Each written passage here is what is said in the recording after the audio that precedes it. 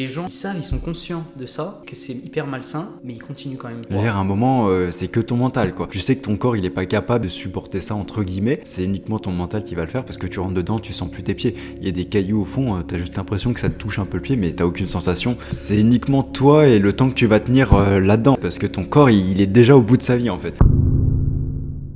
Bon. On attaque ? Ouais, bah c'est parti, mec. Hein. Eh bah allez. Comment ça va ? Bah écoute, impec, et Depuis toi ? la dernière fois. Bah Ouais. écoute, nickel. Impeccable.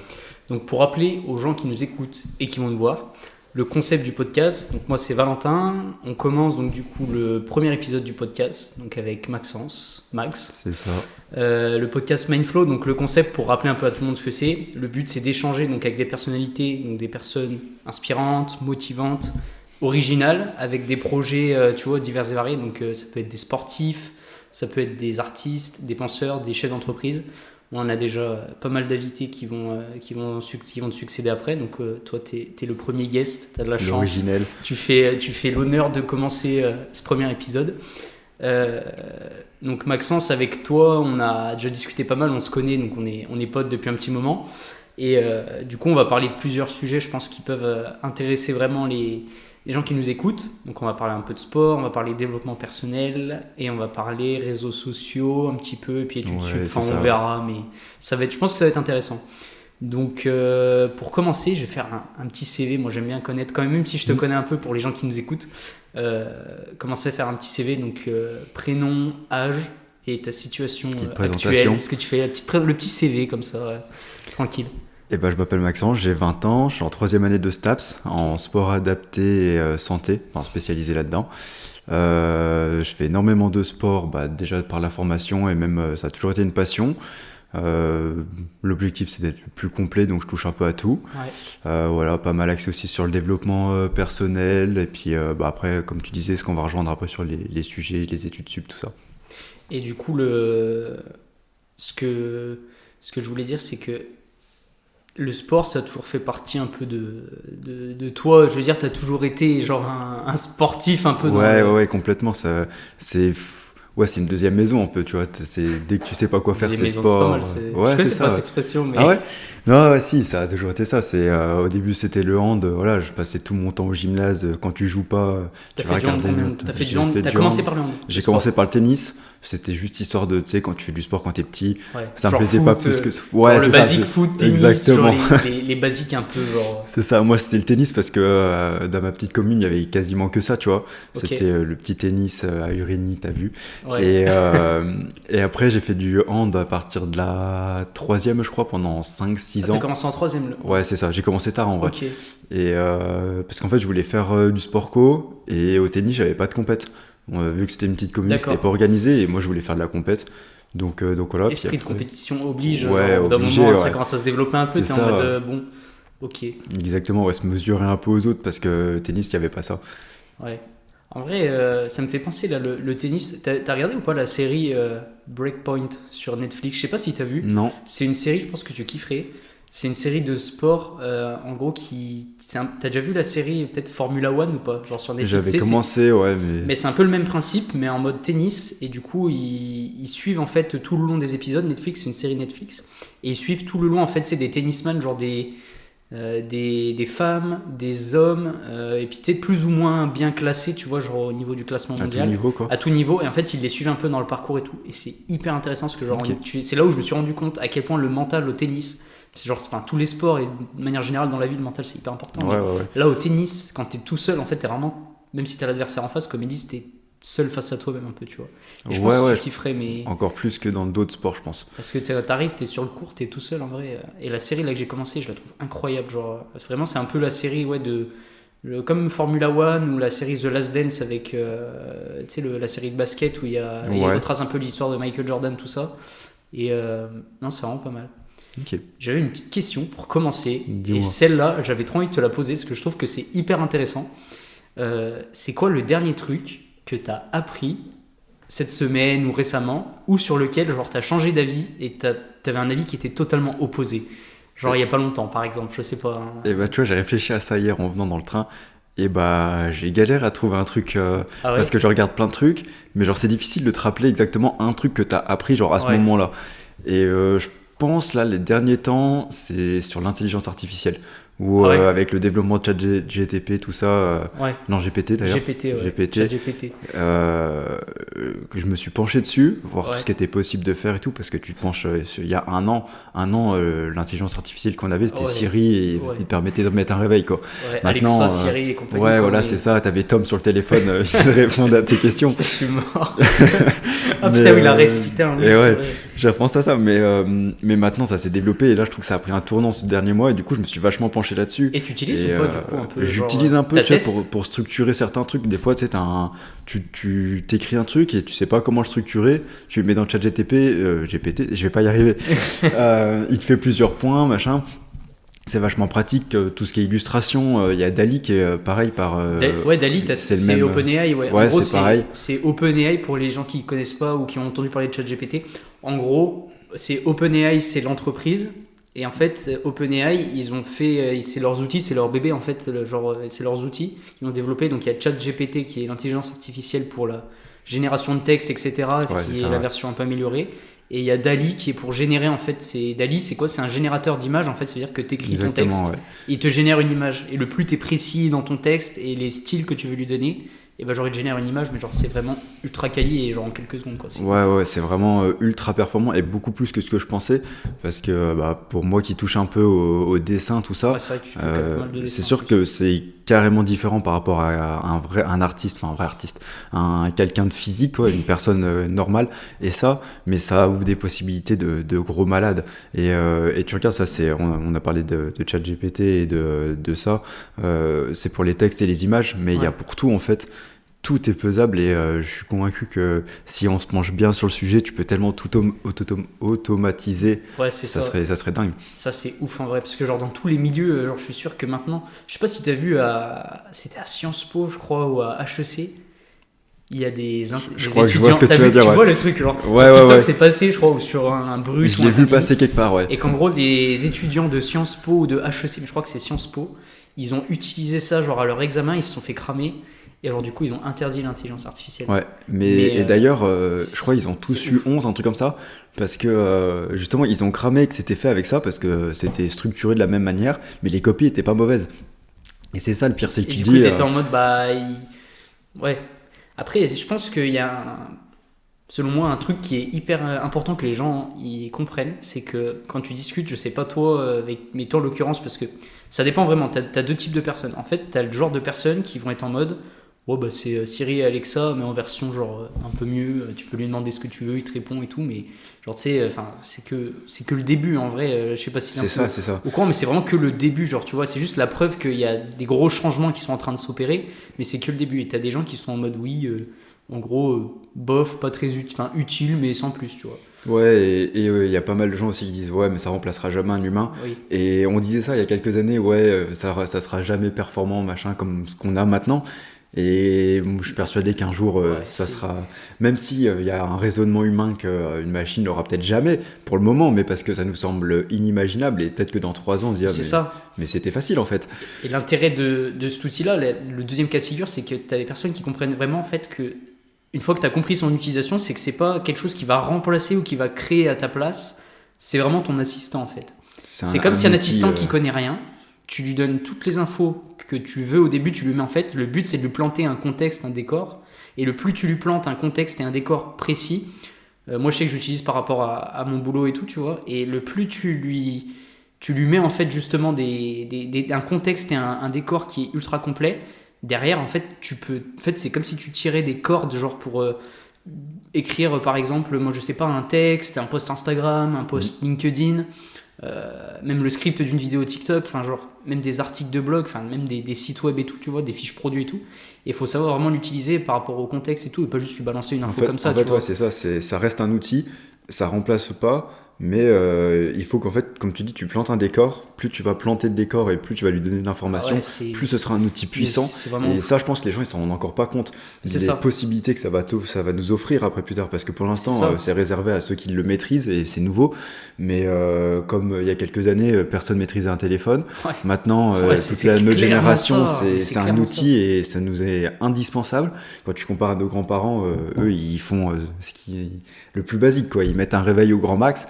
Nous, maintenant, on pourrait pas s'en passer. Ok, parce que mamie. ouais, c'est ça, ouais. Mais je suis persuadé que ce sera pareil après avec les intelligences artificielles comme ça. C'est pour l'instant, c'est un gadget un peu. Il y en a quelques-uns qui commencent à vraiment l'utiliser de manière professionnelle. Et plus tard, on pourra sûrement plus s'en passer.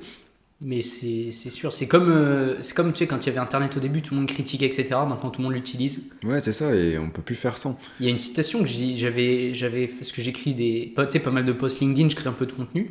Et il y a une citation que j'avais kiffé, que j'avais entendue dans un livre, qui disait en fait, une innovation, elle est en 3 phases. Genre, la première phase de l'innovation, c'est genre, on se moque de l'innovation, on se moque de la nouveauté. Ensuite, elle est violemment combattue. Donc, c'est-à-dire que tu as les gens qui commencent à l'utiliser vraiment versus les gens qui sont contre cette innovation. Qui s'y opposent, ouais. Et après, tout le monde la considère comme évidente. Et genre, c'est ce qui arrivait pour Internet, c'est ce qui arrivait pour les téléphones, c'est ce qui arrivait. C'est un schéma qui se répète. C'est un schéma qui se répète tout le temps. Et là, je pense que c'est un schéma qui est en train de encore de se répéter. Et je pense qu'on est qu'au début et ça va être vraiment ouf. Et si on comprend déjà un peu l'utilité qu'on en a là, je pense qu'après, on pourra vraiment faire des trucs de barjot avec. Ouais, déjà genre que maintenant, ça ouvre des possibilités de fou. Hein. Donc, ouais, c'est sûr qu'avec quelques années de développement en plus, ça va être incroyable. C'est vrai que l'intelligence artificielle, tout le monde en parle. Et même dans le sport et tout. Je sais pas si t'as déjà vu des vidéos de. Tu vois Bazinga. Ouais, quand il a fait le coaché par l'IA. T'as vu sa vidéo où il est coaché par l'IA? C'est incroyable. Genre, il lui a fait un programme. Après, tu vois, il lui a planté un bon décor aussi, ça c'était important. Ouais, bien sûr, il lui a bien expliqué. Et c'était ouf, je trouve, la qualité du programme de sport que l'intelligence lui a faite par rapport à ses données, etc., chiffrées et tout. Enfin, c'est ça, et comme tu dis, c'est le début, c'est que pour l'instant, il est capable de te fournir ça, mais imagine dans 3-4 mois, s'il y a peut-être 100, 200, 3000 personnes qui font la même question, machin, c'est-à-dire qu'il va prendre de plus en plus de données, et après, il va te sortir des trucs qui seront encore plus précis et encore plus personnalisés. Ça va être ouf. Moi, je pense que ça va vraiment être ouf. Et ouais, on est qu'au début, vraiment. On est qu'au début, ouais. Moi, je voulais te poser une question. C'est quoi tes projets et tes ambitions un peu genre pour 2023, parce que tu connais début 2023, tout le monde est là, oui, les résolutions. Alors je parle pas forcément de résolutions, mais je sais pas, des projets, des visions, des choses que tu t'aimerais, sur lesquelles t'améliorer, ou alors des projets que t'as pour 2023. Ça peut être, je sais pas moi, sport, pro, enfin. Je sais pas si tu t'es posé la question un peu. Ouais, j'ai regardé. Je vais rejoindre alors avec tes objectifs que tu voulais me poser après, les objectifs à court, moyen et long terme. Ouais. Sur le court terme, ça va être vraiment continuer le développement perso. Okay. Sur tout ce qui va être la discipline. Alors la rigueur dans le sport, je vais l'avoir parce que ça te demande forcément si tu veux performer. Ouais. Et ça va rejoindre une question qu'on aura après, un sujet après. Plus de discipline dans la vie de tous les jours. Tu vas vraiment s'imposer des trucs, des temps de lecture, des temps sur les hors écran, tout ça, parce que en vrai ça me bouffe un temps de malade, et pourtant j'en suis conscient. C'est ça le problème, c'est que les gens ils sont conscients. En fait, c'est ça le truc qui est vraiment je dirais même presque malsain, tu vois. C'est carrément malsain. C'est carrément malsain, mec, en vrai, qu'on se le dise, parce que les gens ils savent, ils sont conscients de ça, que c'est hyper malsain, mais ils continuent quand même. C'est comme une drogue, hein. Les gens qui sont addicts à la cocaïne, ils savent très bien que c'est pas bon, mais ils en ont besoin, tu vois. C'est simple, hein, mais c'est exactement ça. C'est tout simple, hein, exactement. Et on est tous un peu addicts en vrai, genre. Bien sûr, ouais. Et c'est Yomi Denzel qui en avait parlé dans un podcast. Ouais. Il disait que on avait tous cette trace-là qui s'était formée sur le doigt. Oui, j'ai vu c'était la preuve qu'en fait. Le reel sous le TikTok. Exactement, dans un podcast, il disait qu'on a tous une petite marque, parce qu'à force de tenir. Et ça, et en fait, c'est juste la preuve que on a tout le temps le téléphone dans les mains et on peut pas s'en passer, en fait. C'est juste. Parce que de là à ce que ça vienne modifier une partie de ton corps comme ça, exactement. Ouais.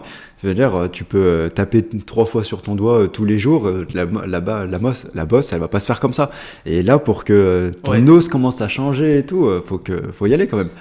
Et du coup, là, donc pour le court terme, ça va être vraiment ça, et c'est trouver quelque chose qui m'épanouit un peu plus, parce que un rythme de vie. En fait, c'est trouver un peu genre un rythme de vie quotidien, genre une des espèces d'habitudes que tu as en place qui te permettent de bien et... C'est ça, ouais, pour me sentir mieux, parce que là, en fait, tu passes beaucoup de temps sur des ordis, machin, tu procrastines et tout. Sur le moment, tu sens bien, et après, tu vas culpabiliser, tu te dis, putain, j'ai rien fait cet après-midi et tout, machin. Et donc, vraiment, je veux changer ça sur le court terme. C'est vraiment une des priorités que je mets en ce moment. Sur le moyen terme, ça va être finir mes études, avoir le diplôme la 3e année, donc la licence qui, j'espère, va être validée d'ici quelques mois.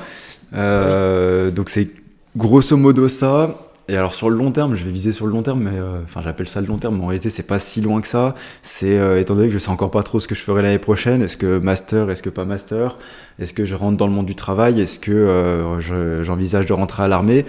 Donc on va dire ça va être ça pour l'instant. Je prépare sur le plan physique énormément l'armée parce que déjà je veux m'orienter sur un physique extrêmement complet. Ouais, polyvalent. Exactement. Ok. Dans l'optique pour l'instant de rentrer dans l'armée parce que c'est une chose à laquelle je pense beaucoup.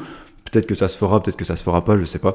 Donc, on va dire que c'est mon objectif à long terme parce que pour l'instant, je suis dans le flou là-dessus et je peux pas trop me projeter plus loin parce qu'en fait, ça va dépendre énormément de ce qui va se passer là d'ici quelques mois.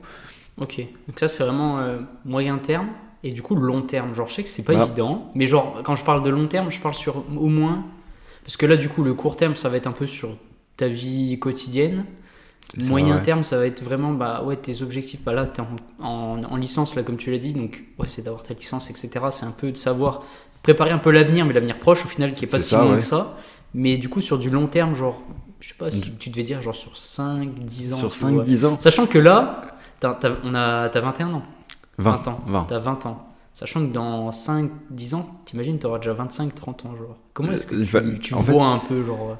Je pense cet que c'est aspect-là encore dans ta plus vie, dur genre. quand c'est à notre âge là actuellement, parce que encore quand t'as 40 ans, tu vois, souvent t'es dans une famille, t'as déjà des enfants, t'as un travail, c'est pas si compliqué que ça de se dire dans 5-10 ans je me vois là, tu vois. Par exemple, je suis bien dans mon travail il me plaît, dans 5-10 ans je me vois toujours dedans, peut-être avoir évolué en poste, machin. Normalement t'envisages pas de divorcer. Voilà, pour moi ça me semble pas si compliqué que ça. Ok. Mais à 20 ans, comme je disais, moi je suis encore dans le flou pour déjà ce que je vais faire à la fin de l'année, là, d'ici quelques Ouais. mois. Dans 5-10 ans, il peut tout se passer, tu vois. Dans 5-10 ans, je peux très bien être dans je sais pas quelle section de l'armée parce que je me suis engagé là maintenant. Peut-être que je vais partir à l'étranger et je serai plus du tout là-dedans et je vais bosser dans un ranch en Australie ou au fin fond de je sais pas quelle forêt parce que ça sera mon mode de vie que j'aurais trouvé. Franchement, là, comme ça, je pourrais pas donner une réponse. Et genre, tout ce que t'as dit là, genre, tous ces aspects-là, genre, ça t'attire. Genre, même le Ouais, ranch ouais, en ouais. Australie, genre. Je kifferais ça. Partir d'ici, en fait. Est-ce que c'est pas genre le mec qui est dans un ranch avec son petit 4x4 là, comme ça, qui va dans la nature et qui vit sa vie, genre, en mode je fais ma life tranquille, je vis, je profite de la nature, je profite de. Ouais, carrément. En fait, je trouve, comme tu dis tout à l'heure, je reprends le terme de malsain. Je trouve que notre société, elle est ultra malsaine parce Ouais. que. Genre, quand tu regardes encore plus, je trouve notre génération, mais après, comme on dit, ça sera toujours. On voit toujours quelque chose de pire dans la génération d'après. Et au final, c'est pas forcément pire, c'est juste différent. Mais j'ai l'impression que on rétrograde sur plein de trucs, sur le mode de vie. Faire du sport tous les jours. Quand je dis que je fais du sport tous les jours, j'ai l'impression de passer pour un extraterrestre auprès de plein de gens. Ouais. Alors que pour moi, ça me semble une évidence, tu vois. C'est Genre limite, et ça moi je trouve, je sais pas si ça t'est déjà limite un peu arrivé ou te sentir comme ça, limite maintenant, tu fais du sport tous les jours, c'est pas que t'as un problème, mais c'est que en gros c'est trop, alors que le mec qui va fumer tous les jours sa clope, ça genre, passe normal. ça passe normal, tu vois. Et Exactement. personne s'en, et genre il est en mode ça passe normal, et toi juste tu fais du sport tous les jours, on va te considérer limite comme un extraterrestre C'est ou ça. une personne qui Ouais. est en mode putain tu fais trop de trucs et tout. Alors que le sport, enfin c'est... Pour moi, c'est la base. Et en C'est plus, je fais mes important. études là-dedans et dans la santé. Enfin, je veux dire, on Ouais, recommande de faire du sport. Alors après, faut pas non plus tomber dans la bigorexie et être accro à ça. Et voilà, avec tout ce qui va être body dysmorphia, tout ça. Faire Ok. attention, forcément. Mais c'est recommandé de faire régulièrement du sport avec une intensité un minimum, enfin modérée, on va dire, pas forcément trop forte, parce que tout le monde n'en est pas capable. Ouais, quelque chose Mais adapté à toi. c'est en ça, fait, et même si c'est juste marcher 30 minutes par jour, ton corps il a besoin déjà de prendre l'air, de prendre le soleil, c'est hyper important pour tout ce qui va être les hormones, tout ça, ton horloge biologique. Et puis vrai que le c'est- côté sportif, t'as besoin que ton corps, tes poumons ils travaillent, que ton cœur Ton aussi cœur, il ouais, pousse il- aussi, il que arrive t'arrives un pas à petit- 50 ans avec le cardio d'un petit chihuahua là qui fait rien de sa journée, tu vois. Et donc quand tu c'est- dis à quelqu'un que tu fais du sport assez intensément, que tu touches à tout et tout, t'as l'impression de passer pour un zinzin. Et je trouve J'avoue, ça regrettable. Et tu vois, ça c'est Ça, un c'est- exemple, mais genre ça marche pour tout. Genre quand tu dis que bah voilà, t'essaies de passer de moins de temps sur les réseaux, que t'essaies de t'en détacher et tout, t'as l'impression t'es bizarre en fait. Les gens ils sont là en mode ouais, mais les réseaux c'est cool, machin. Ouais, oui, il y a des trucs bien. Hein. Ouais, j'ai Mais, appris des trucs et tout. Et ça, le truc, ça me fait penser, je rebondis. Genre, moi, ce qui me désole, pour être poli, c'est que maintenant, quand tu discutes avec des gens et quand tu discutes de vrais sujets, je dis pas que je généralise pas, parce qu'on va me dire oui, mais tu généralises et tout. J'ai pas envie de généraliser, mais la majorité des personnes, là récemment avec qui je discute, c'est vrai que des fois quand tu discutes de sujets sérieux, ils te disent ouais, mais ouais, j'ai vu sur TikTok, j'ai vu sur Insta et tout. Et genre, je trouve qu'il y a plus de. Genre, je sais pas, t'es pas allé voir. Tu sais, il y a plus de oh, je l'ai vu parce que j'ai lu tel livre et tout. Genre, j'ai vu sur TikTok, sauf que. Comment veux-tu apprendre des trucs sur TikTok alors que tout le monde sait que tu peux couper des vidéos, couper des montages et que ça peut être complètement sorti du contexte, tu vois, et que genre du coup en mode oh bah j'ai appris ça parce que je l'ai vu 10 secondes sur TikTok, genre tu vois, puis TikTok, Insta et tout, genre c'est de l'instantané presque, tu vois, genre tu vois l'info, ouais. C'est-à-dire 10 secondes, ça se trouve l'info elle était valable pendant 2 jours ou alors c'était quelque chose qui était valable il y a encore un certain moment, mais ça l'est plus du tout, tu vois. C'est ça, ouais, c'est parfois dur de le replacer temporellement. Ça me tue. Et moi, le premier, avant, tu vois, j'étais quand même vachement, comme beaucoup de monde. Hein. Après, je me rends compte que t'es trop addict, tu vois, sur le téléphone et tout. Mais le fait, tu vois, de lire un peu, de regarder des vidéos, les vidéos YouTube, je trouve que c'est beaucoup. Il y a des vidéos loisirs et tout, genre Squeezie, McFly et Carlito et tout. Il y a plein de YouTubeurs, tu vois, un peu créateurs de contenu, loisirs, chill et tout, c'est hyper intéressant. Mais je pense qu'il y a aussi beaucoup de contenu et que les gens oublient qui est ultra quali, tu vois. Et maintenant, il y en a plein qui commencent à prendre conscience et c'est pour ça que je trouve, je sais pas si t'as vu, mais je trouve qu'il y a beaucoup de gens qui lancent leur podcast, qui lancent leur chaîne YouTube, des créateurs de contenu. Et moi, le but, tu vois, c'est que vraiment les gens, ils se disent, en fait, il existe d'autres sources d'informations que TikTok, Insta, etc. Même si peut-être ce sera partagé, ce sera cuté, ce sera partagé et tout, tu vois. Mais les gens, genre leur source d'info maintenant, tu vois, c'est les réseaux sociaux et tout, alors que l'information, elle vient de partout, tu vois. Elle vient du fait de discuter en profondeur avec les gens, elle vient de s'instruire un petit peu, c'est-à-dire je dis pas que lire un livre tous les jours et tout machin, voilà, mais c'est quand même utile, et je trouve que ça, c'est ce qui me manque de plus en plus, vraiment. Ouais, je suis d'accord. Après, je vais venir nuancer, mais je crois que c'est un thème que tu voulais aborder après, donc on va pas forcément s'étendre là-dessus, mais je reviendrai dessus après, sur ce que je vois dans les réseaux sociaux par rapport à l'information, comme tu disais.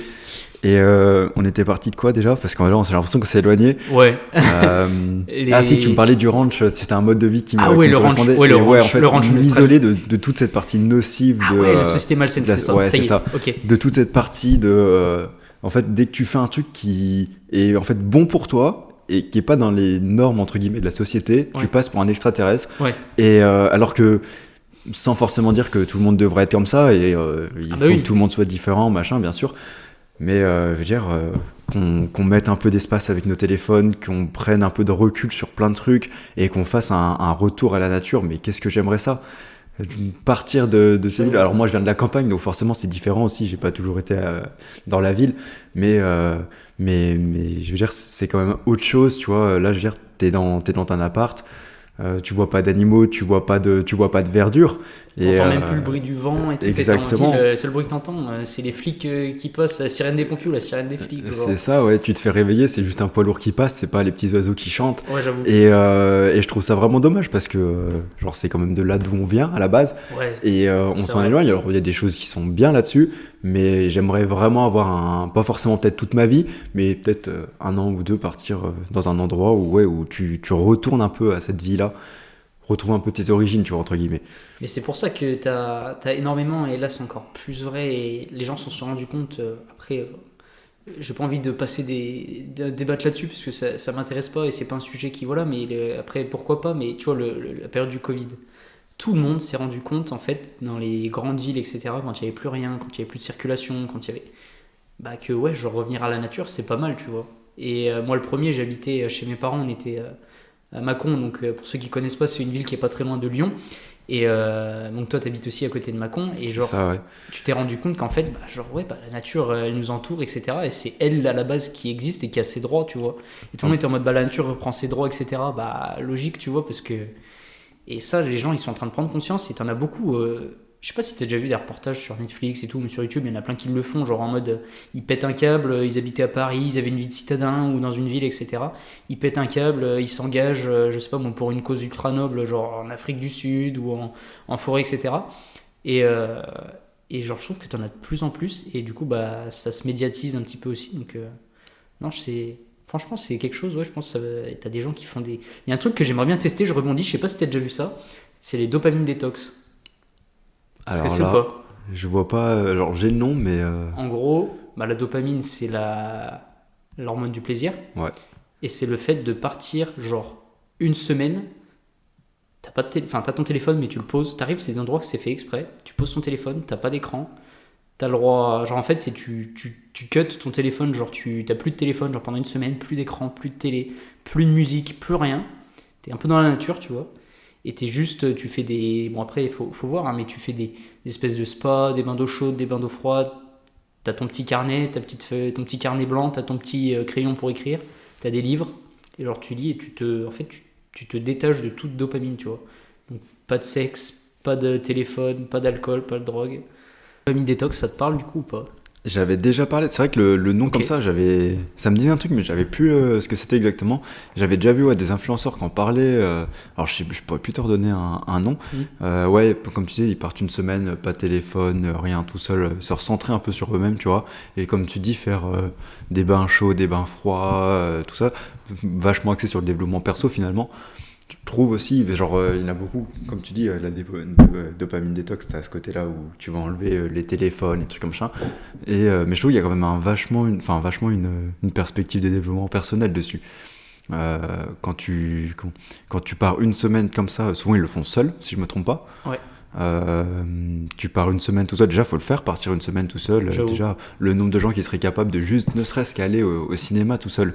Peu de gens le feraient. Et en soi, je peux comprendre, hein, c'est pas forcément très fou.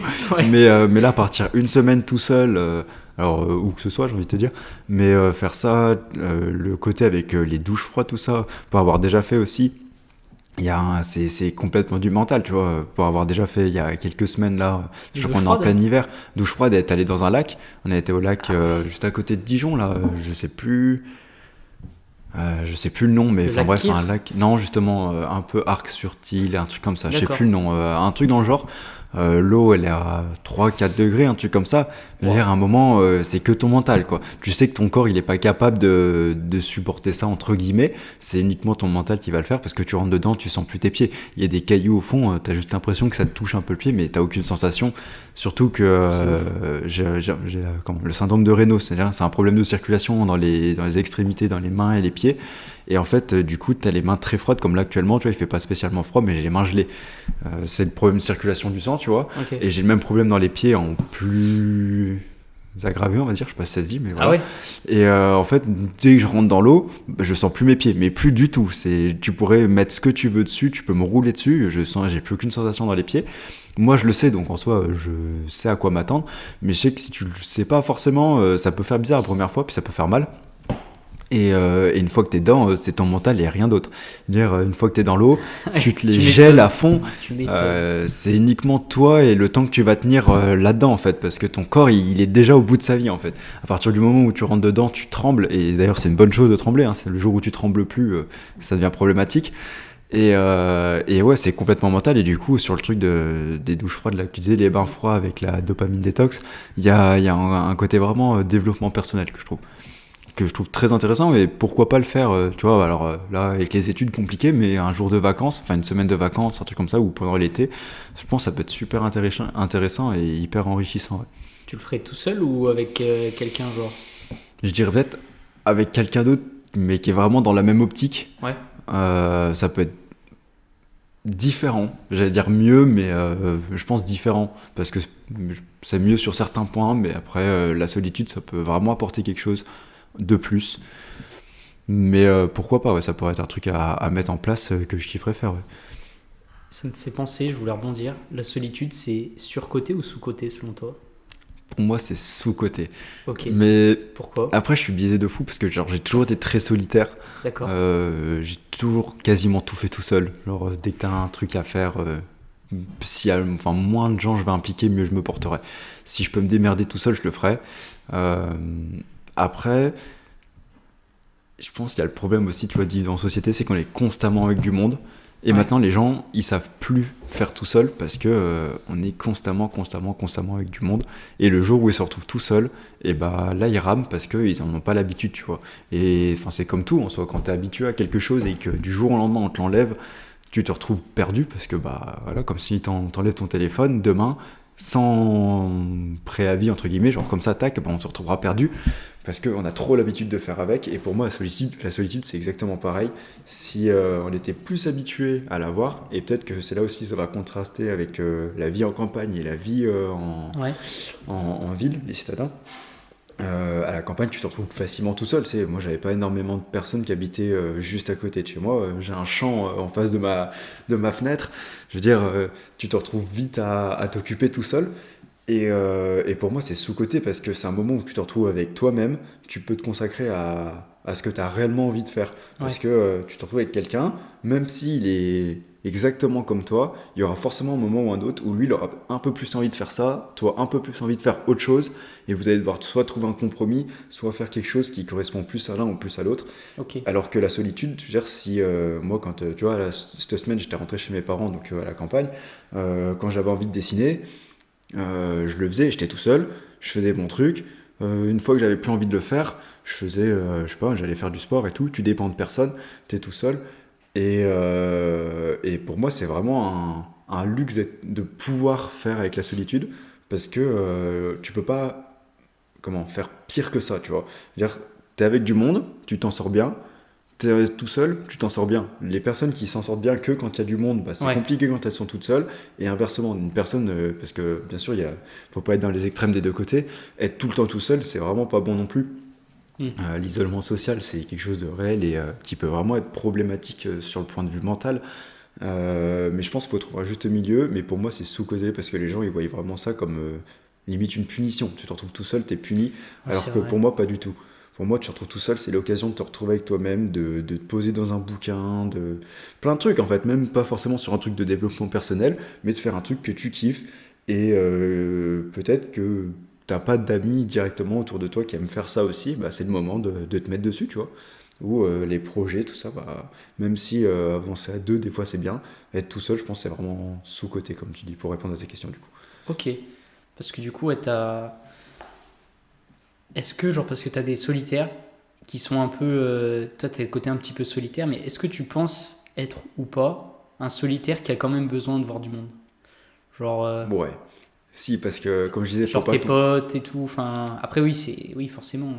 Ouais, je pense que oui. Tu pourrais me dire oui, mais t'en penses quoi? Parce que tu te considères comme un solitaire qui a besoin comme de. Ouais, ouais, parce que bah, malgré tout, même si à la base j'étais très solitaire et tu changes pas comme ça non plus, tu vois. Là, avec la fac, tu vois énormément de monde tout le temps. Ouais. Après, tu te lis d'amitié avec des gens. Après, je suis en coloc avec Seth, donc forcément, je passe la majeure partie de mon temps avec lui, donc je suis plus vraiment Ouais. solitaire, tu vois. Cédric, si tu nous Et écoutes. bah, j'espère qu'il va nous Bah, écouter quand j'espère même. qu'il nous écoutait quand même, ouais, j'avoue. Et, J'avoue. et qu'est-ce que je voulais dire du coup? Ouais, t'as quand même besoin de voir du monde. Comme je disais, Ouais. l'isolement social, même si t'as l'habitude d'être solitaire, une fois que tu goûtes un peu à ça, entre guillemets, hein, Ouais. mais tu peux plus vraiment non plus t'en passer. Je veux dire, voir tes potes, c'est hyper important, voir tes Ouais. proches, la famille, tout ça, ça reste quand même quelque chose d'hyper important. Même si t'es pas très famille, même si t'es pas très ami, par exemple, Ouais. je pense que c'est quand même quelque chose où faut pas non plus le négliger. Même si, comme je disais juste avant, l'isolement c'est aussi bien d'être un peu des fois tout seul, de se Mm. retrouver avec soi-même. Euh, Être avec d'autres gens, ça peut te permettre de dépasser sur plein de trucs. Moi, je sais que quand je vais à la salle, même si la plupart du temps je suis soit tout seul, soit juste avec Ced, même si en soi maintenant ça fait tellement de temps que je m'entraîne avec lui que c'est un peu comme si tu sais, c'est une question d'habitude. Il fait partie du décor maintenant et moi je fais partie de son décor. Ouais, c'est normal, ouais. Quand il va avec d'autres gens, tu vois, alors ça te procure un peu de dopamine, tu sais, t'es plus excité, t'es plus fort, t'as envie de te dépasser. Ah, t'as ce Ça petit se- esprit de compétition. Exactement. Donc pour moi, non, c'est pas à négliger et pas à mettre de côté. Genre, c'est quand même important et de trouver un juste milieu. Encore une fois, c'est un équilibre à avoir. Je pense que ouais, c'est un sujet qui mérite plus de réflexion Mm. pour les gens. Et ouais, comme tu disais juste avant, qui est trop sous-côté, qui est trop mis de côté. Les gens, ils voient Ouais. trop la solitude comme Un quelque aspect chose de négatif. mal. Ouais. Et en fait, c'est un cercle vicieux aussi, je pense. Les gens, ils voient ça comme quelque chose de mal. Donc quand ils se retrouvent tout seuls, ils trouvent ça mal et ils en profitent Ouais. pas pour en tirer un profit. Alors que, comme je disais, genre, c'est un moment où tu peux faire tout ce que tu veux, en fait, quand tu es tout seul. Alors, pas un sport co, forcément, mais je veux dire, à partir du moment où tu es tout seul, t'as pas vraiment de limites. Les seules limites que tu as, c'est les tiennes, et si tu as envie de les pousser, tu les pousses. Ouais, c'est vrai. C'est vrai qu'il faut aimer ça parce que quand tu regardes même dans les pour faire le lien avec le sport, même les sports d'équipe, je pense que l'aspect individuel, il compte énormément. Ouais. Genre même Après, je sais pas, je suis pas un expert dans le domaine, mais toi, tu me diras peut-être plus que. Enfin, tu me diras ce que t'en penses, mais genre, même au foot, par exemple, je pense à Cristiano Ronaldo, tu vois. Genre, pour moi, c'est The GOAT, dans le sens où, sans son équipe, il serait rien, mais l'équipe sans lui, je vais pas dire qu'elle serait rien non plus, mais le Ouais, mec, ouais. tu vois, genre, il a besoin de personne, il va s'entraîner, tu vois, il vient avant l'entraînement, il repart après tout le monde, tu vois, et il est tout seul à ce moment-là, C'est tu sûr que vois. sur le plan sportif, c'est un exemple. On peut dire ce qu'il veut, il est énormément critiqué et le succès vient avec ça, hein. Enfin, Ouais, ouais. donc forcément. Mais là-dessus, il est irréprochable. Il s'entraîne hyper bien, il mange super bien. Et après, il est suivi, machin, hein, bien sûr. Mais là-dessus, ouais, c'est un exemple. Et comme tu dis, genre, c'est même si l'équipe, elle serait pas rien sans lui, il a comment?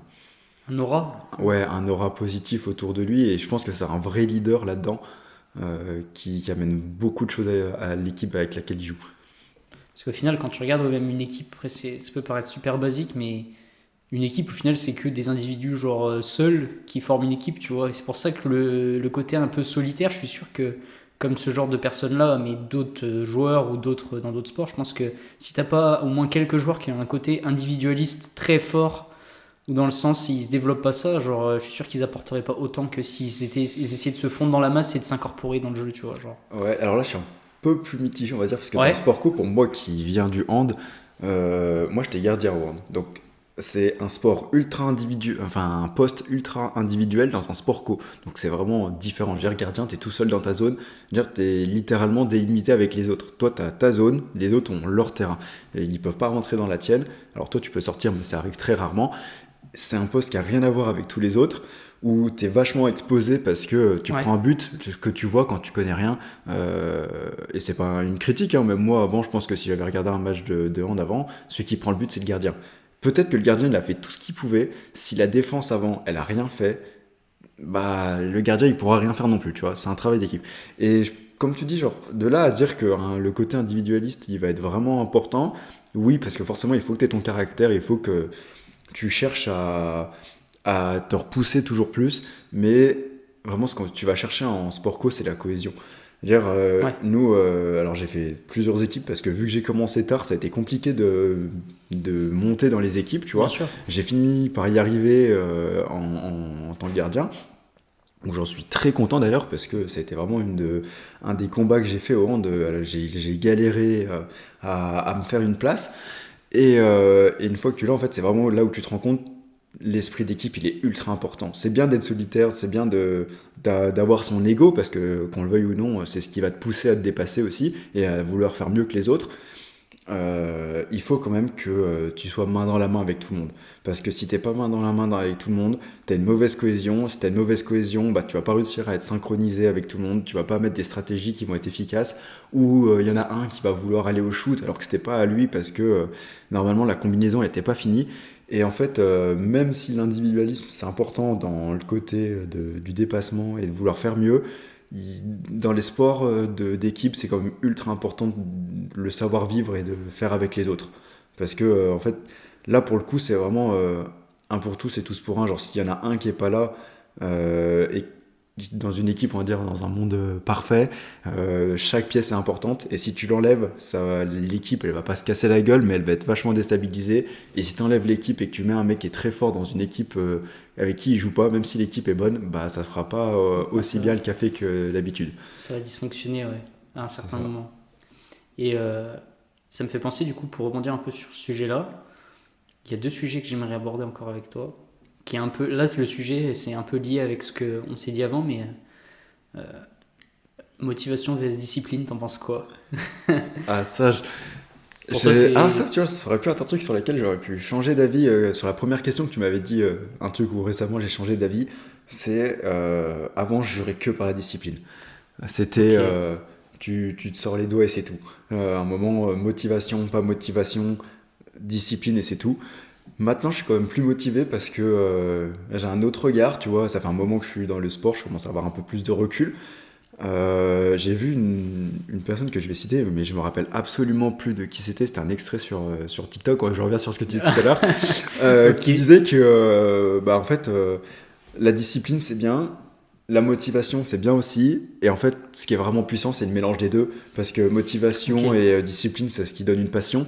Et littéralement, moi, je nage en plein dedans. Tu vois, c'est quand je vais à la salle ou faire n'importe quel sport, j'ai la discipline d'y aller, de me forcer à le faire. Mais en plus de ça, si tu as la motivation, tu es là pour tout casser, en fait. Je veux dire, t'es inarrêtable. Une fois que tu as la motivation, tu es là pour tout casser. Et qu'en plus, tu es régulier, tu as les perfs qui vont suivre. Enfin, les perfs. Une fois que tu as les perfs, tu as encore plus de motivation. Et là, pour le coup, c'est pas un cercle vicieux, mais c'est un cercle vertueux. J'étais pas sûr du terme. Et après, genre, ça te pousse tout en haut. Ouais. Et du coup, même si je pense que le plus important, ça reste comme la discipline, parce que tu peux perf avec de la discipline sans motivation, mais tu peux pas perf avec de la motivation, mais pas de discipline. Ok. Tu peux, il y aura forcément Oui, des exceptions, oui. mais ça serait Ok. tellement compliqué. Parce qu'imagine, tu as la motivation, mais tu t'entraînes que 2 fois par semaine. Tu n'arriveras jamais à un niveau de malade. C'est-à-dire, l'élite dans le sport, elle va s'entraîner 5 fois par semaine, Ouais. voire même plus. Ça dépend dans quel type de sport tu fais, quel entraînement tu fais aussi, qu'est-ce que tu considères comme un entraînement. C'est vrai. Mais il te faut la motivation pour encaisser ça, parce que si t'as pas la motivation, tu vas lâcher. Et il te faut la discipline pour que tu sois régulier. Et vraiment, la régularité, c'est ce qui va faire la perf derrière. Donc du coup, si je résume, la motivation, ce serait... Genre, la discipline, c'est plutôt la structure long terme, genre pour que tu puisses durer, tu vois. Ouais, Et la motivation, c'est sur l'instant que tu prennes du plaisir. Parce que si tu vas juste en mode discipliné, mais que tu prends pas un minimum de plaisir, genre, tu tiendras pas. ça tiendra pas sur du Ouais. long terme. Ouais, c'est vrai. C'est comme Ok, ça, c'est intéressant. typiquement comment euh, quand tu fais, je cherche un exemple qui pourrait parler à tout le monde, mais je sais pas moi, tu te lances un défi, tu dois pas utiliser ton téléphone pendant. Je rebondis sur le truc de détox là, la dopamine détox. Ouais, Si tu pars dans l'optique de tu le fais parce qu'on t'a forcé, ça veut dire que tu auras la discipline de te lancer à faire, donc tu vas poser ton téléphone, mais si t'as pas la motivation, je suis prêt à parier que tu le feras pas. Si ok. t'as pas un enjeu qui te motive, tu te diras, bon, au bout de 3 jours, vas-y, c'est bon, je récupère mon téléphone. Alors que si de toi-même, tu te dis, il faut que je le fasse, et tu dis, je sais pas, tu te fixes un objectif réel, hein, genre, je sais pas, moi, par exemple, si je tiens pas une semaine, je fais telle chose. Un truc qui te déplaît, je sais pas, moi, par exemple, tu passes une journée à faire des travaux d'intérêt généraux, je pense que c'est le premier truc qui me passe par la tête, un truc que t'as pas envie de faire. Ouais. Tu auras cette motivation de il faut que je le fasse pour ça. Et ben le sport c'est pareil. Si t'as pas la petite carotte au bout de ton chemin, au bout de ton bâton là qui te dit avance pour cette raison-là, si t'as pas la motivation, ça tiendra pas. Tu peux être discipliné tout ce que tu veux, le mental c'est hyper important et si tu perds cette notion-là, ça suivra pas. Tu pourras pas tenir comme ça indéfiniment. Pareil, c'est pareil dans le travail, tu vois. Tu veux faire, je sais pas moi, je prends un exemple extrême, mais 70 heures par semaine. Tu tiendras une semaine, 2 semaines. Au bout d'un moment, même si tu te disciplines sur 2 semaines, la motivation elle va partir. T'es pas capable de le tanker. Et je veux dire, si t'as pas vraiment un but extrêmement concret, un truc où vraiment tu te dis il faut absolument que je le fasse parce que sinon c'est une question de vie ou de mort, tu le tiendras pas. Ouais. C'est beaucoup trop compliqué. Et après, c'est un gradient. Hein, je veux dire, plus la motivation va être haute, plus tu seras capable d'encaisser. Et inversement, tu vois, plus t'as. Comme je disais, si c'est une question de vie ou de mort, Ouais. bah forcément tu seras discipliné à fond parce que tu sais que ta vie elle en dépend. Maintenant, si le seul truc qui en dépend c'est, je sais pas moi, gagner 10 euros, bon bah je suis prêt à Oui. parier que Bon, tu tiendras pas longtemps. Pour Quoi. 10 euros, t'es en mode bon, C'est ça, tu dis ouais, franchement, tant pis. ça fait un gros tacos, mais voilà quoi. Ouais, genre, c'est ça. Je peux m'en passer. Exactement. Ok. Du coup, t'as parlé d'un troisième truc, mais au final, c'est lié. Genre, en fait, tu l'as dit implicitement, mais c'est un peu une forme d'objectif. C'est un objectif, quoi, ou une raison pour le faire. En fait, genre, t'aurais la motivation, plus court terme, genre sur l'instant. Ouais, sur le moment, ouais. La discipline, un peu long terme pour structurer. Et du coup, au milieu de ça, t'as ton intérêt, ta raison, genre le pourquoi et l'objectif, genre de pourquoi tu le fais. Genre, Ouais, ça, c'est ça. Je trouve- c'est le triptyque, genre de. Pas dire pour réussir, parce qu'il n'y a pas de formule secrète, mais. Genre, ça fait partie des 3 éléments à prendre en compte si tu veux faire quelque chose. Genre. Ouais, je suis d'accord. penses Alors, j'irai pas sur Ouais. un triangle, comme tu dis, avec 3 éléments séparés. Je mettrais vraiment la motivation d'un côté. Comme tu dis, ça va être le court terme sur l'instant T. Est-ce Ok. que j'ai envie d'aller courir ou pas La discipline sur le long terme. il faut que je le fasse comme ça parce que c'est prévu comme ça, donc je vais le faire. Et je le mettrai plus au milieu, l'objectif qui va venir en fait lier les deux. La raison qui fait que tu vas allier la motivation, pourquoi est-ce que tu le fais, et la discipline de tu dois le faire. Genre d'un côté, tu as vraiment ce côté envie, et l'autre où tu dois, et au milieu, justement, c'est ce qui va te mener à l'objectif. Et alors, comme tu dis, il n'y a pas de secret pour réussir, mais c'est un pattern où je pense que c'est un peu le pattern de base où tu es obligé de passer, quel que soit l'objectif, quelle que soit la discipline où tu es, que ce soit dans le travail, dans le sport, dans n'importe quoi, il faut que tu aies une source de motivation et la discipline. Sans ça, c'est, je pense, très compliqué de performer et d'atteindre ses objectifs. Ouais, et d'avancer même tout court, je pense. C'est ça, t'es dans le flou et tu te dis, mais pourquoi réellement je le fais, tu vois. Parce que d'un moment, je pense que même au début, si des fois tu te lances et dans plein de domaines et dans plein de choses, si à un moment donné, tu te poses pas vraiment et tu te dis, attends, pourquoi je fais vraiment ça, tu vois. Et ben genre, tu te dis, en fait, si j'ai pas vraiment de but, j'arrête, quoi. Genre, t'abandonnes, tu vois. Et ça, je pense que c'est vraiment hyper important.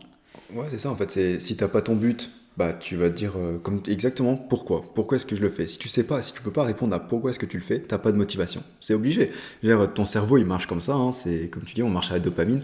Si tu sais qu'il y aura pas de récompense, tu le feras pas. Mais moi je veux dire, si demain tu me dis nettoie la cour et tu me dis pas pourquoi ni quoi que ce soit, je vais pas le faire. Genre si c'est pas mon taf, voilà, je vais pas le faire. Si maintenant tu me dis, bah écoute, mon père il a un problème de santé, ça m'arrangerait que tu me files un coup de main pour le faire, là je vais le faire parce qu'il y a un réel but, donc j'aurai la motivation de le faire. Tu vois. Ouais, bah bien sûr. Et c'est comme ça, tu vois, pour moi ça marche comme ça et ça va être difficile de faire autrement.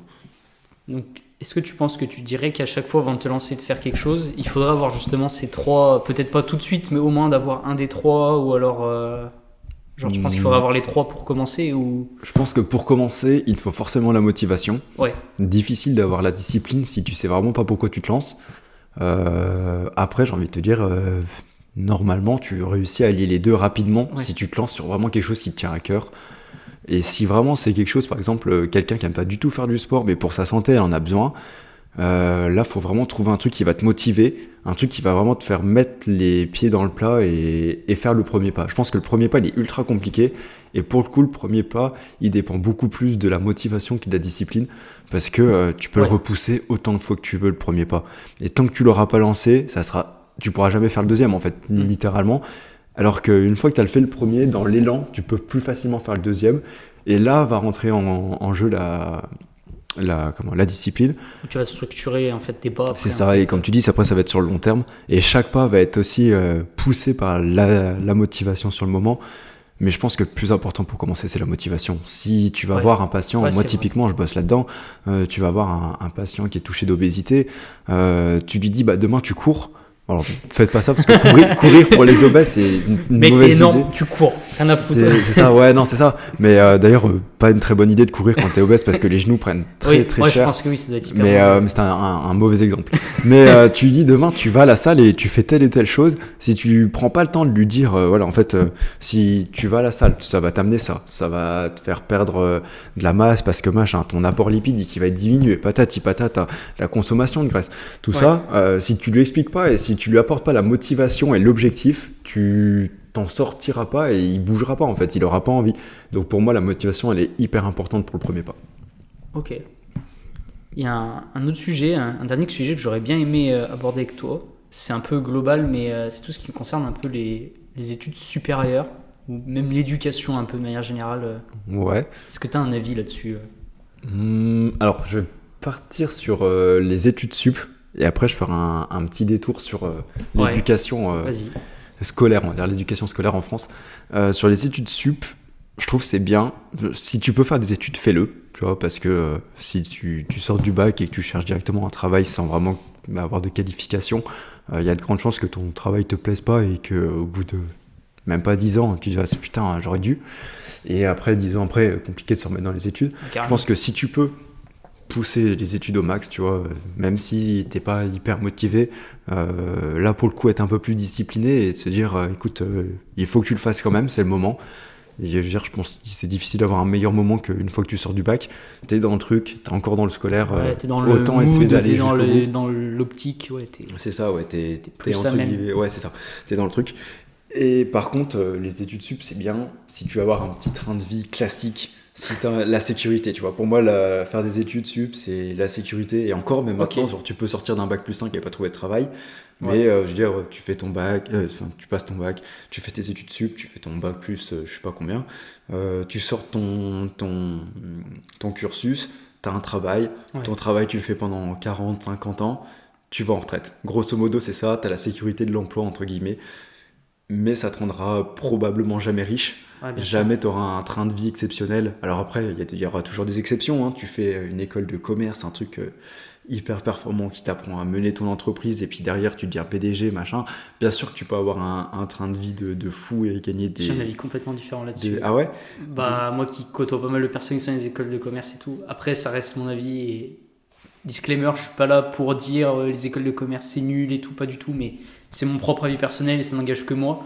Mais tu vois, genre, toi t'es plus dans le domaine plutôt axé sport, t'as peut-être plus eu de personnes, je sais pas si tu connais du monde qui sont en école de commerce ou pas, Pas ou qui énormément. sont dans ce domaine-là, mais tu vois, genre typiquement moi qui traîne quand même vachement avec des personnes qui sont dans ce milieu-là, et tu te rends compte quand même que c'est quand même de plus en plus, je vais dire du bullshit, mais il n'y a pas autant de valeur que ce que ça prône, etc. Ok. Parce que c'est privé, et moi, après je m'arrête là-dessus, mais ma logique elle est simple, c'est que à partir du moment où c'est privé, c'est une école de commerce, c'est une entreprise, ils sont là pour faire du blé, et même si ils ont du blé justement pour faire avoir des bons formateurs, etc., ça reste quand même certainement limité à un moment, et tu le payes, mais tu payes pas forcément pour la qualité des études, mais pour le réseau qu'il y a derrière, et je pense que les gens ils se trompent pas mal là-dessus.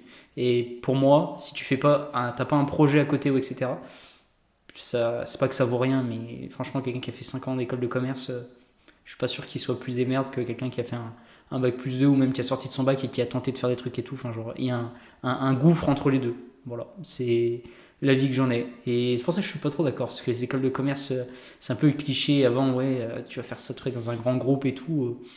Ouais, mais de là être PDG et tout, gérer les entreprises, la gestion du risque et tout, je pense pas que s'ils nous responsabilisent pas déjà avant, pour moi, on revient en question du mental et tout, mais t'auras jamais le mental pour tenir. Après, c'est mon avis, mais peut-être qu'il y a toujours des exceptions, je sais pas, pour généraliser et tout, mais c'est ce que j'en pense. Mais du coup, ok, études sup, école de commerce, curieux de savoir ce que t'en penses et tout, mais ok. Parler d'école de commerce, etc., t'en penses quoi, genre faire un lien avec Bah, l'éducation ouais, en et fait, tout. c'est ça. Genre, je pense que je me suis peut-être mal exprimé.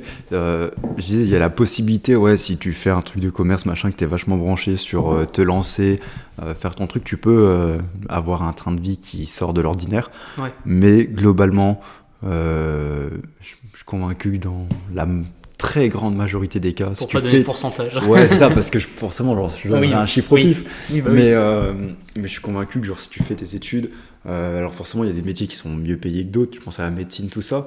Et tant mieux d'ailleurs, les métiers comme ça devraient être bien mieux rémunérés. Ouais, même encore plus, je pense. Ouais. Mais ce que je veux dire, c'est que tu n'auras pas un train de vie, tu gagneras pas des millions, tu vois. Tu peux très bien vivre avec ton cursus Ouais. et le métier que tu fais derrière. Maintenant, tu n'auras jamais un train de vie si tu te lances pas dans un truc hors norme. Tu vois, je veux dire, si tu te lances pas à créer ton entreprise, à faire je sais pas, par exemple, du dropshipping, n'importe, hein, un truc sur le e-commerce, si tu prends pas de risque, tu peux pas ou difficilement avoir un train de vie de malade. Parce que, alors, certes, t'es dans la sécurité, Ouais. voilà, tu vis entre guillemets bien, t'es pas dans le besoin, mais t'es pas non plus dans. J'aurais pas le terme à mettre dessus, mais je veux dire, dans l'exagération, tu vois, genre, je veux dire, t'es pas. Ok. Ouais, j'aurais pas de terme plus que ça en fait, mais. Ouais, c'est ça en fait, tu manques de. De tester, enfin, genre Ouais, c'est ça en d'expérimenter. fait, ouais, c'est ça, complètement. Si tu prends pas les risques, Ouais, au moins t'auras t'essayes pas, genre Ouais, le c'est truc ça, d'essaye, mais genre t'essayes vraiment. exactement. Donc c'est pour ça, ouais, je vais être mitigé là-dessus en mode c'est une bonne chose, mais si vraiment ton but c'est de faire des sous, c'est Ouais. pas la voie qu'il faut prendre. Ouais. Tu vois, genre t'as la sécurité, si tu veux avoir une petite vie tranquille, fais des études, passe tes diplômes et tout, machin, tac, après c'est carré, tu travailles, et voilà, tu vois, tu fais ça pendant 40 ans, enfin même plus maintenant, mais... putain, ouais. Enfin voilà. Mais du coup, je vais revenir comme sur un peu une autre partie sur l'avant-études supérieures, sur le système éducatif en France, que je trouve... Ouais, parce que du coup, toi, en plus, pour ceux qui nous écoutent, tu as fait un stage, il me semble, où tu étais dans une école avec des enfants, tu faisais du sport pour les enfants, etc., non? Alors ouais, j'ai fait ça, mais même sans parler forcément de ça, tu vois, mais genre, le système éducatif en France, je le trouve désastreux, c'est peut-être un peu fort, mais tu vois, il y a quelques années, comme on disait l'autre jour, j'avais fait un échange avec des Allemands. On était en quatrième, donc ça remonte déjà il y a quelques années. Ouais, mais quand même. Eux parlaient beaucoup plus français que nous, on parlait allemand. Ils parlaient extrêmement bien anglais, alors que nous, on était des grosses billes. Et sur toutes les matières qu'on voulait, on prenait une raclée de malade. C'est-à-dire, on était moins bon partout, quasiment. Moins performant. Ouais. Beaucoup, on savait moins bien travailler, moins de connaissances, moins de capacité à analyser tout ça. Sur tous les plans, quasiment, on était moins bon. Et pourtant, ils travaillent jusqu'à 13h. Ils attaquent à la même heure que nous, à peu près aux alentours de 8h, tu vois, peut-être 7h30, allez. Mais pas plus tôt. Ils finissent à 13h30, soit 4-5 heures avant nous, et ils s'en sortent, mais 100 fois mieux. Et c'est pareil dans beaucoup de pays, les pays scandinaves, tout ça, hors France. Ils s'en sortent beaucoup mieux, mais ils ont un truc qui n'a rien à voir avec nous. Et pourtant, on fait des heures et des heures. Hein. Je veux dire, quand tu fais 8h, 18h au lycée, tu passes 10 heures de ta journée à ça. Quand tu rentres le soir, tu travailles parce que tu as des devoirs à faire. Et après tout ça, t'es nul. Globalement, t'es mauvais par rapport aux autres, tu vois. Bah, c'est là où tu te dis que c'est pas parce que tu passes autant de temps que t'es... Enfin ouais, c'est pas la quantité à la qualité, enfin ça, c'est super basique, mais ouais, parce que comme tu dis, les Allemands, s'ils étaient super bons de 7h30, même de 8h à 13h30, et que nous, t'es là sur du 8-18 et t'as l'impression que t'es complètement décalé par rapport à eux, c'est que ça mérite réflexion. C'est ça, ouais. Alors après, je suis pas du tout un grand connaisseur là-dedans, donc est-ce que ça vient de la pédagogie qui est pas la bonne ? Est-ce que ça vient de la structure et tout ? Je sais pas. Et j'ai pas du tout envie de me pencher plus que ça là-dessus, c'est pas mon domaine. Mais ouais, là-dessus, je suis convaincu qu'il faudrait changer. Je veux dire, c'est pas possible qu'avec... Mais tu l'as vu, t'as testé. Ouais, c'est ça, pour le coup, on en sort. Oui. Et quand je vois ça, ça m'a fait un coup quand même d'aller en Allemagne et de te dire, putain... Ils sont 100 fois meilleurs que nous. Ils sont à côté en plus. Ouais, en plus, c'est même pas à l'autre bout de la terre, on est frontalier avec eux. Je veux dire, comment c'est possible qu'il y ait une telle différence de niveau c'est ouf. Alors qu'ils bossent moins et ils sont bien meilleurs en fait. Genre, je veux dire, à un moment, il va falloir trouver une solution parce que après, faut pas s'étonner qu'on n'ait pas des perfs de malades quand on sort d'école. Parce que forcément, si le système éducatif est pas bon, faut peut-être se poser des questions sur le système et pas sur les élèves, quoi. Ouais. J'avoue que c'est toujours la faute des élèves. C'est ça, ouais. C'est ça. C'est comme nous en STAPS, combien de fois j'entends « Ouais, c'est pas normal que vous sachiez pas ça. » D'accord, mais au lieu de nous faire un cours sur tel truc qui est certes intéressant, mais pas hyper utile pour plus tard, apprenez-nous du concret, et peut-être que quand on sera en pratique, on sera bien meilleur. Très bien meilleur. Ouais. C'est ça, en fait. C'est bien de faire des reproches sur l'élève, il est pas parfait, patati patata, mais le système éducatif est loin d'être irréprochable. Oui, comme tout système. Hein, oui, bien sûr. Après, les systèmes, je pense, c'est fait pour évoluer. C'est ça. Surtout quand tu vois que nos pays voisins, ils sont bien meilleurs là-dessus, tu te dis, on est juste à côté, tu vois, comment ça se fait que l'information, elle passe pas. Oui. J'ai un moment... Ouais, j'avoue. Alors, je dis pas que c'est facile de réformer un système éducatif complet, mais en plus, là, quand tu vois les derniers trucs qui ont été faits, c'est changer la réforme du bac. Je suis vraiment pas convaincu du truc. Ouais. T'enlèves des matières, tu fais bouger. Avant, alors c'était très... très sélectif. Ouais, c'est ça en fait. Ouais, tu choisis ta voie, c'est compliqué. Tu faisais soit de la littérature, soit de la science, soit de l'économie, soit du management. Parce que quand tu restais en général ou en techno classique, on va dire, c'était compliqué après de bifurquer parce que tu n'avais plus du tout les mêmes connaissances. Mais au moins, tu étais calé sur un truc. C'était tôt, il fallait qu'à 14-15 ans, tu saches ce que tu voulais faire. Peut-être un peu plus 16 ans. Mais au moins, je veux dire, moi, j'étais le dernier bac du coup à passer comme ça. Je suis sorti de ça, je comptais aller en STAPS, j'avais de la formation pour. Maintenant, mon petit frère qui veut faire exactement la même chose, qui est lui dans la deuxième réforme, il a été obligé de choisir ses matières, donc il a pris maths, physique, SVT. L'année prochaine, il est obligé d'en abandonner une. Comment tu fais en fait? Genre, je veux dire, tu fais une croix sur quoi? Sachant que tu as besoin de tout après. En fait, tu choisis pour laisser après. C'est ça. Et en plus, alors, STAPS, tu peux peut-être plus facilement t'en sortir parce que tu as moins besoin d'être ultra calé. Mais je vois quelqu'un qui part en médecine, t'enlèves quoi? T'es censé être calé en maths, en sciences et en physique pour faire grosso modo, hein, vraiment, enfin, un gros général. Mais tu fais comment si tu dois faire la croix sur quelque chose? Genre, c'est-à-dire que tu arrives en médecine, tu as fait le choix, ouais. Enfin, tu as fait le choix, on t'a imposé de supprimer une de tes matières qui avant était imposée. Moi, ça me semble ultra compliqué. Et tu te retrouves en plus avec la possibilité de faire des sciences, de la philo, et au milieu, tu mets du chinois. Tu vas où après? Tu fais comment? Après, c'est bien, ça te permet de tester des trucs, mais genre, je pense que je suis d'accord, ça doit en perdre plus d'un. En fait, c'est ça. Alors, c'est bien, tu peux tester des trucs et tu peux modeler l'éducation, mais au final, tu fais un truc personnalisé pour que quelque chose derrière ne le soit pas. Parce que les études, après, médecine, ils vont pas se dire « Ah, t'as fait de la philo, ah, ça peut être intéressant ». Non, ils s'en foutent. Ils veulent pas savoir si t'as été voir ailleurs ou je sais pas quoi. Eux, ce qu'ils veulent, c'est des gens qui sont performants dans les domaines. Ouais. Donc, à un moment, c'est bien de pouvoir personnaliser avant, mais je trouve que ça a ses vices aussi et que c'est pas forcément une très bonne idée d'avoir fait ça. Donc voilà, c'était pour revenir et finir sur le système éducatif et les études sup. Hyper intéressant. Et du coup, on va conclure tout ça. Donc c'est vrai que c'est super intéressant, on a pu parler plein de sujets. J'espère que ça pourra justement aider pas mal de gens à avoir des avis différents justement sur ces sujets-là. Je pense que ça peut apporter. C'est un point de vue qui est super intéressant, qui est constructif. Et moi, j'ai deux questions pour finir. La première, c'est quel prochain invité tu t'aimerais venir voir? Donc ça peut être une personne, ça peut être un type d'invité, un sportif, un entrepreneur, un penseur, un philosophe, je sais pas moi. Enfin, et sur quel sujet t'aimerais qu'il aborde? Pour le coup, genre, j'aurais pas forcément une idée franchement fixe. Ouais. Mais en soi, tout est intéressant en fait de prendre quelqu'un qui est entre guillemets pro dans son domaine et juste de l'écouter. D'ailleurs, tu prends un mec qui touche sa bille sur n'importe quoi, même un truc qui t'intéresse pas forcément à la base. Tu l'écoutes, genre un mec qui est passionné, qui te parle et tout, t'auras forcément envie de l'écouter. Et après, bah, pourquoi pas des thèmes comme, je sais pas moi, des trucs qui sortent un peu de l'ordinaire, des trucs qui sont souvent biaisés sur les médias. Je sais pas moi, par exemple, tu prends de la politique. Politique, t'écoutes les médias, ils sont tous sous l'influence de tel ou tel truc. Trouver quelqu'un qui parle de manière un peu neutre, de manière le plus objectif possible. Ouais, en mode analyse sans avoir un biais personnel. Ouais, c'est ça. Genre, comme je disais, le plus neutre possible, tu vois, un truc comme ça. Même si, comme je disais, c'est un truc qui m'intéresse pas spécialement, la politique. Mais écouter quelqu'un qui s'y connaît et qui prend pas forcément parti, ou alors d'opposer deux personnes du parti opposé, ou un truc comme ça.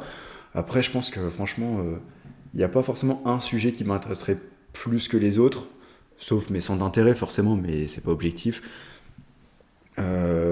N'importe quelle chose. Et après, je pense que prendre des personnes qui débutent et pourquoi pas les contraster avec quelqu'un qui est installé dans ça.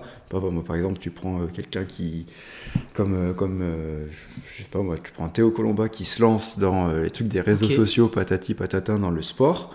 Et tu prends à contrario un coach sportif qui lui a commencé sur vraiment hors réseau parce qu'à l'époque entre guillemets, hein, ça n'existait pas. Et qui maintenant touche un peu à ça, tu vois, ils sont opposés sur... Deux visions différentes, mais sur le même un peu domaine et ils peuvent apporter ça pourrait être ça, tu vois. Un truc comme ça, par exemple. Ok. Bah écoute mec, merci, c'était hyper intéressant, c'était hyper constructif, et puis bah écoutez, on vous dit à bientôt pour l'épisode 2, et puis merci Max d'être venu. Bah écoute, c'était avec plaisir. Et puis à très bientôt, puis n'hésitez pas à laisser un petit commentaire sur la vidéo YouTube, parce que ce sera une vidéo YouTube, et si vous nous écoutez sur Spotify, Deezer, Apple Podcast, n'hésitez pas à mettre un petit commentaire, et puis à mettre une petite note pour vous dire si vous avez kiffé ou pas. Voilà. Salut l'équipe!